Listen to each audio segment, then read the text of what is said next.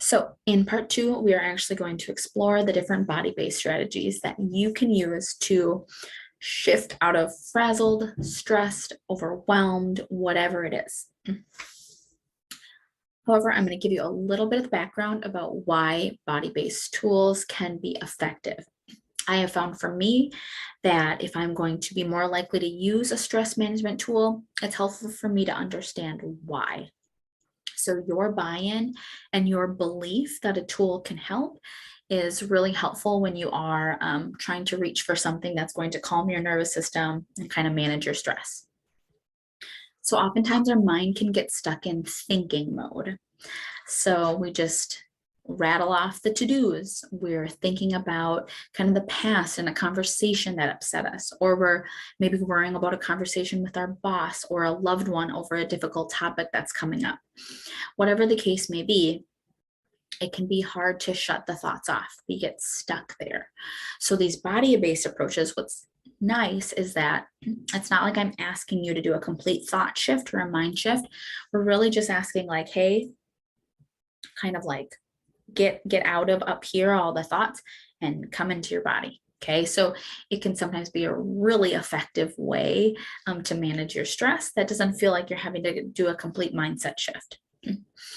With that said, oftentimes if your body is feeling, again, a higher intensity emotion, so at a higher intensity, you're feeling really stressed out and overwhelmed and like you just can't manage it. Maybe that last phone call was just everything it took out of you and now you are just ticked for the day and it's only 10, okay? Whatever that is, if your nervous system is that kind of stressed out, thoughts alone isn't going to help anyways. And so at that point, if you use one of these body-based approaches to calm your nervous system down first, it is ultimately going to drive more positive thoughts. So the theory behind kind of these body-based strategies comes a little bit with that occupational therapy background. So oftentimes as OTs, we use a type of activity called heavy work, oftentimes with children. So with kids that OTs might work with, they might be really dysregulated. They might have struggle with focusing. They might have a struggle with perhaps like modulating their emotions. Again, as kids, they're just learning how to do these things. So oftentimes teachers, OTs, they might use these activities that are heavy work. They're grounding. It's a type of activity that pushes and pulls against the body. There's that resistance there. The thing is, heavy work is not just effective for kids. It's effective for adults too. We have the same nervous system. And so even though as adults, we may not look like we're all over the place, toddlers or, young kids, to be honest, that's sometimes how we feel inside when we're feeling that stressed out. And so a lot of the strategies that we employ with kids are very effective for us as adults too. Heavy work is known to be organizing and regulating on our nervous system. And really it's engaging this, one of our senses called proprioception. It helps our body know where it is in space because it's pushing or pulling against something. It's resisting something. Another sense that body-based approaches kind of tap into is our sense of interoception. What is going on with my body? Okay, so it's our ability to know when we're hungry or when we're full, or when we're feeling sleepy. It's just how do I know what's going on internally? Body-based approaches can help with that, as well as just kind of get us connected. And so that can be very calming for the nervous system. And then lastly, some of the body-based approaches that we'll talk about are great because they tap into the sense of smell. And smell is one of our senses that actually bypasses the typical connection center, the thalamus, that a lot of our senses go through, so that we can kind of consciously register them. Whereas the sense of smell actually bypasses that and it goes right to the area of our brain associated with emotion and memories. So smells can be great for calming. Okay, so some of the body-based grounding techniques that you can try at work. Yoga stretches or poses. So you do not have to be a yoga master to find some of these tools and strategies effective. The next slide will have some photo examples because you might not be able to see the full example here. on camera. But for example, like just going into a simple plank pose can be really effective. Or if you've ever seen child's pose, it's where you're kind of laying on the ground, and you're going to be in a position where your arms are sprawled out in front of you. Your forehead is going to kind of connect or get close to the earth, and it's going to be like you're kneeling, so your legs are going to be bent. That's child's pose. Downward dog. Downward dog is a pose that I'll have a picture of on the next, but it's literally like you're pushing the earth through your arms and you're kind of pushing your butt up into the air. Okay, very grounding for the body. Another one is prayer pose. Okay, now the thing about a yoga prayer pose is either this itself might be grounding for you, focusing on your hands touching, but to add a little bit more pack to the punch to this move, I would recommend adding some pushing, okay? So you're gonna pair it with breath by inhaling and you push through your hands together as you move up. And then you're gonna exhale and relax, okay? Again, inhale, push through your hands, push through the palms, exhale. Now notice when you do a move like that, you're not thinking about the 20 million to-dos that you have. It's easy to let some of that stress melt away. And to be honest, that act of pushing is what's calming and regulating for the nervous system. It's giving kind of a place for that stress to go. It's allowing you to clear and shift through it without like stressing you out more, perhaps. So again, I call it a pushing prayer pose where you're going to push and you're going to inhale in, exhale, relax down. Okay, so that's a good pose. Another one is a brisk walk. So a brisk walk itself could be grounding and stress relieving. And for sure, some of you, maybe you try to add in a walk at lunch or you add in a walk after work. But know that some of these things, we think a lot of these movements as just exercise. So you think you have to do them for 20, 30, 40 minutes. When in fact, if we're really just looking to get a calming, grounding effect to manage our stress during midday, we can get it out of our heads that it has to be for 30, 45 minutes. Just doing a minute, 2 minutes, 4 minutes of a brisk walk from your let's say from your cubicle if you're at work, or from your home office if you're at home, to and from the bathroom really fast for a minute, back and forth. Or to make it more grounding and maybe calming, because to be honest, a brisk walk could also just be alerting if you're feeling low energy. You could add some weights. Okay, so great stress reliever, add some light weights to your hands, lotion bottles, water bottles, just something that has a little resistance, and just do a couple of laps back and forth to the bathroom. Okay, can have a simple grounding, calming effect, bring you back to your desk feeling clearer. Okay, so we're talking about ways to add little small doses throughout your workday, throughout your home day, so that you can more easily and effectively clear through and manage your stress, versus waiting until the end of the day when it's all built up, and then trying to figure out, okay, now what do I do before you go home or before you spend time with your family. All right, so that's the brisk or weighted walk. Chair push-ups is one of my favorite. Now, I don't have a chair with armrests, but if you're at home or at the office and you have a chair with armrests and preferably no wheels, that's going to be best. I'm going to demonstrate how I do a chair push-up and how it's effective at grounding, but I'm just sitting on a stool, so there's no armrests, but I'm pushing up from the seat, the chair seat itself. So chair push-ups, you are going to push up. So if you have an armrest, you're pushing through the armrest and down. Okay, so if you had armrests, your arms would be more here and you'd kind of be going up and down, but my hands are just on the bottom of this chair.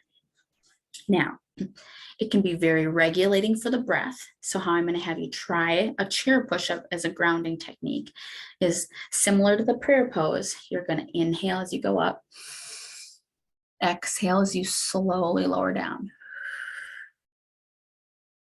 Inhale up, pushing through your arms. So you're lifting your butt off the chair, and then exhale down. Okay, so your feet are staying planted on the ground.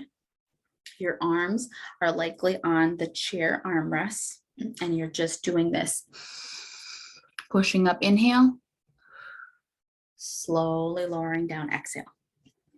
Now again, you'll also feel like, oh, that feels great for my arms. And that's great. It's a double whammy. You are doing a little bit of toning for your arms. But primarily, I want you focused on how this calms and regulates my nervous system. So you really just need to do 3 slow ones after a frustrating conversation or after a difficult phone call, just to help re-regulate your nervous system. Okay, so for a lot of these tools, don't get hung up on, oh, I need to do this for 10-15 minutes. You can squeeze these in to just short little periods of time throughout your day. Hand fidgets or putty. You can get putty. Oh, here's mine. Online from stores, often in the kids section, but this is not just for kids. So putty is a form of heavy work that you can just do with your hands. And the beautiful thing about putty or resistance putty, TheraPutty it's called, is that it does come in different resistances or firmness levels. And so you can just practice squeezing it. So it's kind of like a stress ball, but you can also pull it. Okay. Now I'm making bigger, larger movements here, but excuse me, let's just say that you have a stressful meeting with someone on Zoom or something, or a phone call maybe. But let's say it's on Zoom. Now notice I am squeezing this putty. And let's say I'm talking to a frustrating coworker and I'm smiling on screen, but I'm feeling frustrated. And I am squeezing my putty. I'm kind of pushing my thumbs into it. And notice how I'm literally kind of working on just managing and moving through and shifting through my stress as I talk. And you can barely tell that I'm using the putty. Okay. So firm resistance TheraPutty can be a great tool to use. Slurping a thick liquid can actually be very grounding for your body. So maybe you do a smoothie for breakfast, midday, lunch, but actually when you sip a thicker liquid through a straw, it is a way to shift into being mode. I mean, it's kind of a very mindful activity, and it's a resistance, but at your mouth. Okay. Progressive muscle relaxation. I'll include one of my favorite YouTube links for this in one of the resources that you all get. But progressive muscle relaxation can be employed midday as a stress management tool. But I also know some people who use progressive muscle relaxation right before bed. Sometimes we hit the pillow and all the thoughts come on. So a great way to shift into being mode while we're sleeping is that we can be laying there, or again, you could be sitting in a chair at the work day when you're feeling stressed out, and you're going to either do head to toe or toe up. But let's say you start at the top and you're going to scrunch your forehead. And then you're going to relax. Then you're going to say, like, scrunch your cheeks. And then relax. And then you might scrunch your shoulders, thinking about your shoulders, and relax. Then you're going to do your fists and relax. Okay. If you were trying those movements with me, again, you'll find that it's hard to tick off your to-do list. It's hard to be thinking about what's upsetting you or frustrating you when you're doing these body-based techniques. However, at the same time, because there's some resistance, push, and pull to them, you are releasing and moving through that stress or irritability or worry or whatever it is. So it's a great way to calm your nervous system so that you feel more prepared to kind of plan, okay, what do I got to do next? Because remember, the thing about a body-based strategy is that these obviously aren't problem solvers. It's not going to fix the conversation that you need to have with your boss. It's not going to change, let's say, your workload that you have for the afternoon. However, after you use a body-based strategy, your nervous system will be calmer. It drives clearer thoughts so that you're going to better be able to prioritize. Maybe, okay, I know I have 20 million things to do. I'm going to start with these 5 this afternoon, and I'm just going to focus on this one for the next 30 minutes. Or, I had a really frustrating conversation with my boss, my best friend, whatever it is, and that's really stressing me out today. After you employ some body-based techniques, you might have a clearer head to say, okay, maybe I was in the wrong. Now I'm feeling a little bit cooler. I'm going to try not to think about it, but after work, I'm going to plan on sending a message to whoever it is that I need to maybe repair some conflict with. Or maybe you decide, you know what, it's something that I just need to let rest this week and I'll pick it up next week. All I'm saying is these tools are going to help shift you into clearer thinking mode so that when you do go back to thinking mode, it's not from a stress state. Okay. And then lastly, anchoring into your breath or the heart. So this one, it might feel probably maybe the least grounding in that it's not really a body movement per se, but you are trying to focus your attention either just on feeling your breath as you inhale and exhale.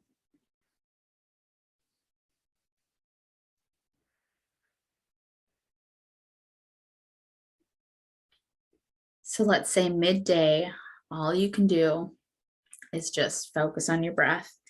What does it sound like? What does it feel like? Or focusing on the area of your heart. So you're still shifting your attention to your body, but it is kind of a quieter thing and maybe something you work up to. Or if you are used to meditating, that might be a great body-based tool for you. Also, not on here specifically, but yes, if you do have some kind of resistance band or a lightweight, excuse me, at work or at home or wherever you might be feeling stressed, frazzled, or overwhelmed, these are also great, easy ways to just add some grounding work. And again, remember, just because they're workout tools doesn't mean you have to let your mind go to oh, I got to do 20 minutes for this to be good. It's no, if we're really just using this just to calm and ground your body, to help get you through the workday so you don't leave so stressed. Just think, if you have a resistance band next to your desk at work, it might just be doing a set of 3 pulls.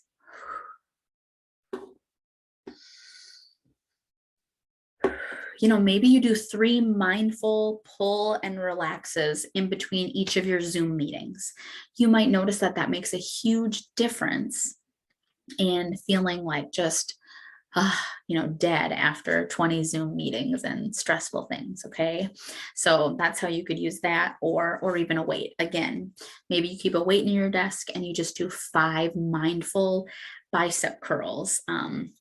When you start to get ramped up from a work project, and you just once on the hour, you do a set of 5 on each side. So remember, think of these as they're bonus moves. Maybe it is toning a body part or something, but the focus is that it's grounding your nervous system. So don't get caught up in number of reps or, is this my exercise for the day? I mean, it can be, but it's bonus. Okay.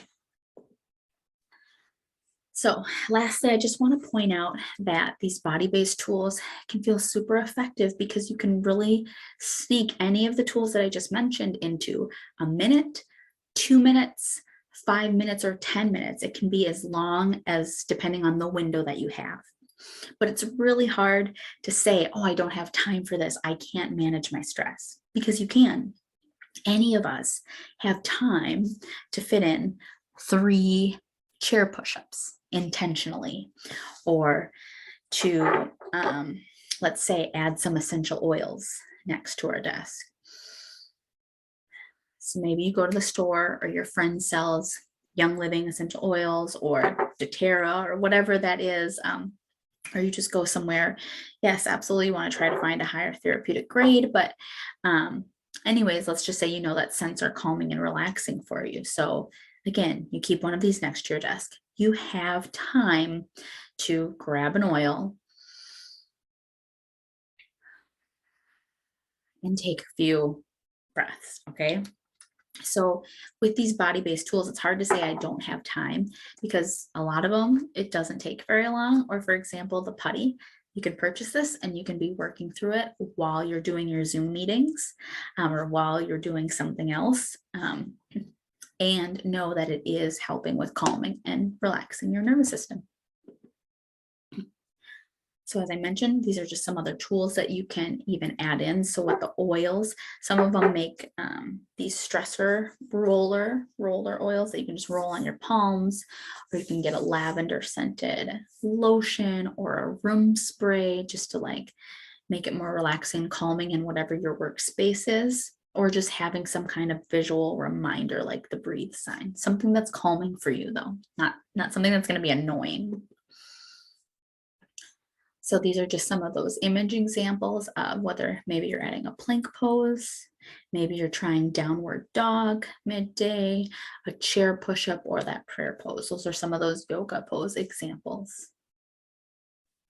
So now's the time where either maybe you were trying some of these tools with me all along, or you can pause the video here and just trial some of them, or go back and rewind. However you want to best just kind of explore some of these. And lastly, I do recommend that you explore different tools. Today and in this webinar, I'm giving you some great ideas, some of the ones that I know are effective, tried and true. But as you're doing this, you might find there are other body movements that are push-pull or that engage your body that help you shift into being mode that weren't talked about today, but they could be very effective tools for you. Make sure you're implementing it into habit and routine, which we'll talk about in video 3, and sometimes adding that accountability. So telling a friend about it, investing in a coach. I'm happy to help you if you want to work one-on-one with me, going to a yoga class, anything like this to help get these strategies into practice and ultimately help you